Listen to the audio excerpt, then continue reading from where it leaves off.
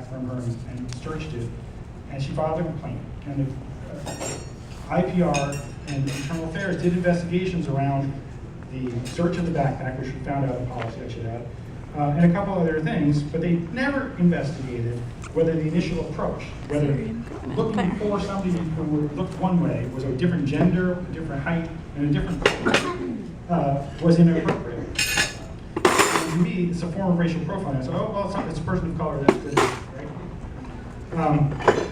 So that case, the CRC didn't ask for any further investigation because we had a hearing on it in the next month. In another case, Mr. McCorvey got off a bus downtown near the Fred Myers up on Burnside.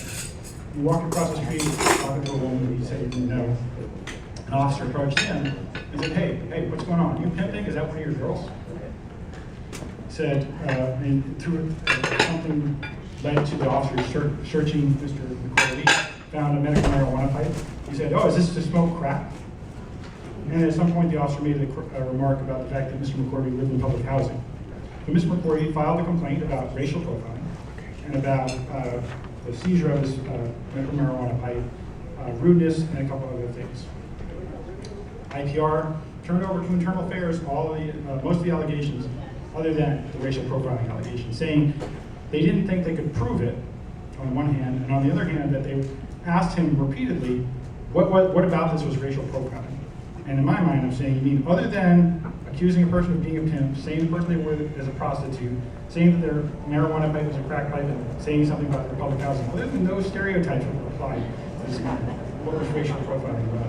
And the CRC, which is right now down to 7 members who are all white, and one of them made a remark, if I was walking across the street, I wouldn't be asked if I was pimping, voted 5-2 to have that allegation investigated.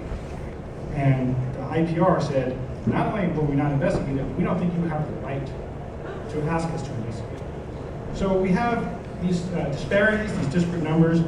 Some efforts are being made to change them. We have this oversight system that is including the job that needs to be done. I want to just go back to the previous slide, if you can go a page up at all. Just looking again at these numbers, just think about that. And what I'm hoping for, and we'll leave you with a little piece of good news, I guess, that the police have started a training, and they started with lieutenants and above, about institutional racism.